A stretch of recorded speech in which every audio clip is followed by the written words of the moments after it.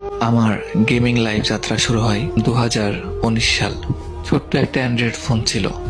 ফোনটির র্যাম ছিল 1.5 GB, 1 GB plus 1+5 GB, যেটাই মনে করেন। 1.5 GB র্যামের ফোনে আমি গেম প্লে করা শুরু করি। তো সেই ফোনে আমি আমার সাথে যেগুলো ভাইগুলা খেলতো, ভাই ব্রাদার্স খেলতো, সবার ফোনে মোটামুটি ভালো র্যাম ছিল। 2 GB, 3 GB র্যাম, 4 GB পর্যন্ত র্যাম। তখন মেবি হাই কোয়ালিটির র্যাম ছিল 4 GB। তো ওই সময় আমার ফোনের র্যাম ছিল 1.5 GB। তো আমার ফোনে গেম প্লে একদমই করা যেত না। ফোন প্রচুর হ্যাং মারতো অ্যান্ড ল্যাগের চুতনে এত পরিমাণ ল্যাগ মারতো ফোনটা।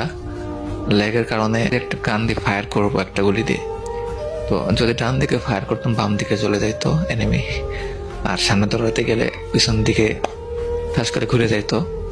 অনেক প্রবলেম ছিল ফোনে। তো এমনি আমি প্রায় 1.5 বছর ওই ফোনে গেম খেলছি। ওই সময় লকডাউন ছিল। লকডাউনের মধ্যে তো সবার ভালো ভালো ফোন ছিল।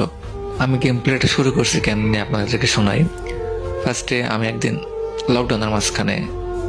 লকডাউনের আগে আমার এক বড় ভাই গেম খেলতো আমার পাশে বসে।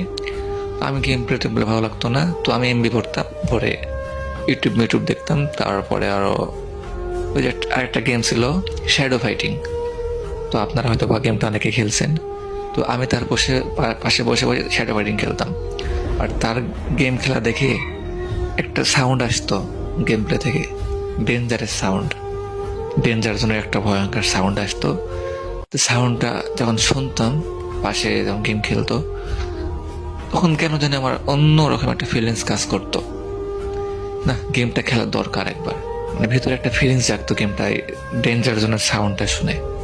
আপনারা জানলে অবাক হবেন, আমি এই ডেঞ্জার জোনের সাউন্ডটার জন্যই গেম প্লে করা শুরু করছি।